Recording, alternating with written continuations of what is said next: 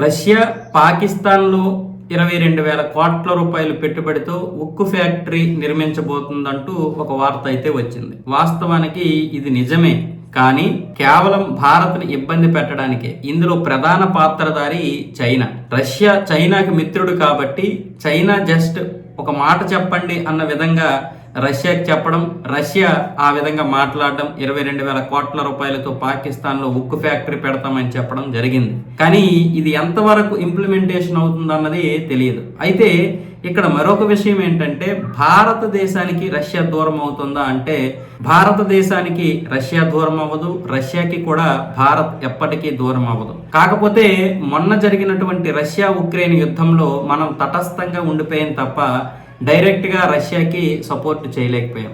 రష్యాకి గనక సపోర్ట్ చేస్తే మన ఆర్థిక వ్యవస్థ దివాలా తీసే పరిస్థితులు ఉన్నాయి, మన జీడిపి మరికొంత పడిపోయే పరిస్థితులు ఉన్నాయి. రష్యాకి గనక సపోర్ట్ చేస్తే ఎంతోమంది వారి యొక్క ఆర్థికంగా అంటే మన వ్యాపారాలను ఆపడానికి చూశారు. దానివల్ల రష్యాకి మనం డైరెక్ట్గా సపోర్ట్ చేయలేకపోయాం, కానీ ఇండైరెక్ట్గా సపోర్ట్ చేయగలిగాం. అదేంటంటే అక్కడ ఉన్నటువంటి చమురు నిలవల్లి మనం ఎవరు వద్దన్నా కాదన్నా కొనగలిగాం. అయితే మనం ఎంతవరకు కొన్నాము, యూరోప్ ఎంతవరకు కొన్నది పక్కన పెడితే మనం ఒక 3% వరకు కొనగలిగాం, యూరోప్ మిగతాది అయితే కొనింది. కానీ ఇప్పుడు రష్యాకి మనమే మిత్రులమా అంటే కాదు, ఎందుకంటే డైరెక్ట్గా మనం రష్యాకి సపోర్ట్ చేయలేకపోయాం. వాస్తవానికి ఏ సమయంలోనైనా సరే రష్యా మనకి సపోర్ట్గా డైరెక్ట్గా నిలిచింది. ఇజ్రాయెల్ కావచ్చు, రష్యా కావచ్చు, అది ఏ రోజు తటస్థంగా లేవు. భారత విషయంలోకి వచ్చేసరికి మనమే తటస్థంగా ఉండిపోయి కొన్ని అనివార్య కారణాల వల్ల ఇక్కడ కూర్చొని చెప్పినంత ఈజీ కాదు. కానీ కాకపోతే వాస్తవాలు మాట్లాడుకుంటే మాత్రం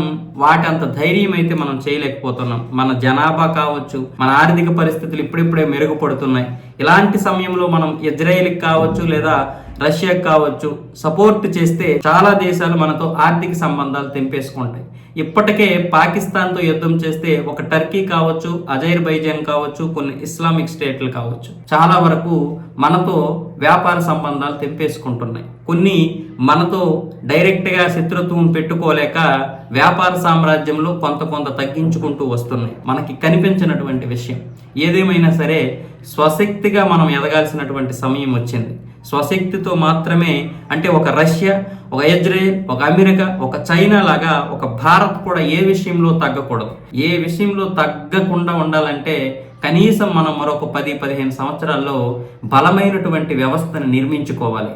ఆర్మీ వ్యవస్థలో అంటే రక్షణ వ్యవస్థలోనే కాదు, ఆర్థికంగా కూడా మనం ఒక వ్యవస్థను నిర్మించుకోకపోతే ఇక అమెరికా వాడు నేనే యుద్ధాన్ని ఆపేనన్న అబద్ధాలు ఏ విధంగా అయితే ప్రపంచం మొత్తం ఓదరగొట్టేస్తున్నాడో అదే విధంగా ఇంకొకడు వచ్చి మాట్లాడుతూ ఉంటాడు. ఈరోజు పాకిస్తాన్లో రష్యా పెట్టుబడి పెడుతుందా లేదా పక్కన పెట్టండి, కానీ ఈ వార్త రావడానికి చైనా చాలా కృషి చేసింది. కాబట్టి ఇలాంటి వార్త బయటకు వచ్చినప్పుడు ఏమవుతుంది, భారతదేశం యొక్క బలం తగ్గుతుందన్నమాట. కేవలం భారతదేశాన్ని ఇబ్బంది పెట్టడానికి అంటే మన మిత్రుడిని మన శత్రువు కలిస్తే మనకు ఎలా ఉంటుంది, అదే ఈరోజు చైనా చేసింది. అంతేగాని రష్యా పెట్టుబడి పెడుతుందని కాదు. రష్యా పెట్టుబడి ఎప్పటికీ పాకిస్తాన్లో పెట్టదు, అలాగని పెట్టదు అని కూడా మనం నమ్మలేం.